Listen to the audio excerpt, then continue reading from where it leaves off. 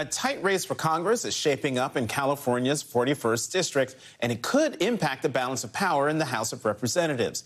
Republicans currently have a razor-thin majority, and Democrats only need to flip a handful of seats to get it back.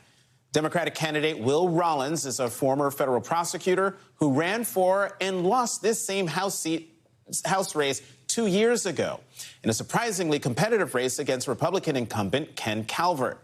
Calvert was first elected in 1992 and is California's longest-serving Republican in the House.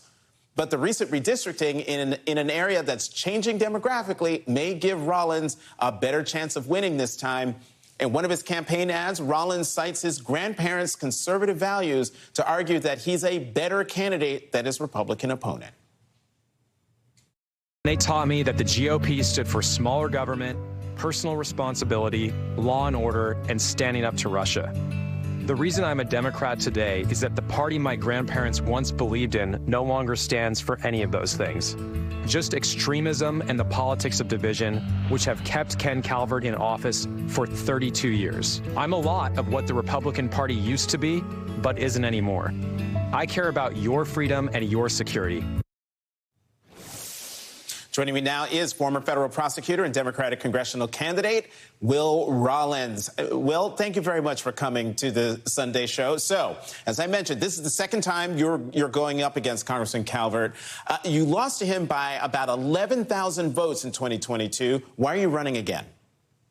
Well, that was the first time I'd ever run for public office. And I actually spent most of my career in law enforcement, worked as a federal prosecutor in counterterrorism at the Department of Justice, which was a job that I absolutely loved. Got to work on cases involving MS-13, the Sinaloa cartel, fentanyl traffickers, and then eventually, unfortunately, had to help track down about 24 of the people who attacked the U.S. Capitol on January 6th. And I originally decided to run for Congress. I always joke kind of impulsively, but the truth is that I was just mad because Calvert voted to decertify the election and eventually called for dropping charges. So I had only about 6 months after my primary to run in 2022, and we almost beat him in the midterms. And I know we can get the job done in 24 because we're continuing to build a coalition of not just Democrats, but moderate Republicans who believe in the rule of law, people like my grandparents. And I know that that's the kind of coalition that it takes to flip a purple district like this one.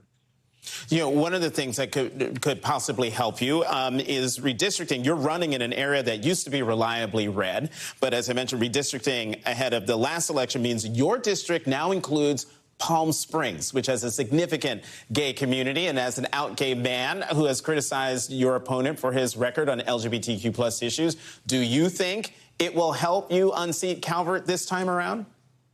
Yeah, look, I mean, this is part of my life story. I walked into my first class of the day on September 11th, 2001, saw the North Tower collapse, thought about enlisting in the military, but was petrified of being outed, like a lot of kids at the time, and eventually had to find a different path into service. That's how I ultimately made it to counterterrorism at the Department of Justice. And people like Ken Calvert, who are still in office, who have some of the worst anti-LGBTQ voting rights records of anybody in the House, voted against letting us serve in the military, voted against letting us adopt kids, voted against the Matthew Shepard and James Byrd Jr. Hate Crimes Act. I mean, that's a powerful motivator for our community. But the truth is that equality and freedom for gay Americans makes this entire country stronger. And I think people see that across party lines. And I think that's why we're going to end up flipping this seat in November. You know, Donald Trump endorsed your opponent, and you wrote on Twitter, "We deserve a representative who cares more about the 750,000 of us in Riverside County than one convicted felon in New York." Will Trump be a factor for voters in your district in this election? I mean, I think he will. And I think people, more importantly, like Calvert, who are in the House of Representatives, that have started saying dangerous comments about the FBI being infiltrated by rot, that the Department of Justice is weaponized, that have voted to defund federal law enforcement. That kind of message from the MAGA caucus in the House of Representatives is a huge turnoff to moderate Republican voters in my district to people who believe in the rule of law, who know that the system of justice should be blind, that nobody should be above the law in this country. And that's why I'm really proud to have had the endorsement from people like the former Assembly Republican leader in California, former Republican sheriff in Riverside County, because there are people of good faith on the other side of the aisle that we can bring to the table in this campaign. And that's how we win seats like California 41.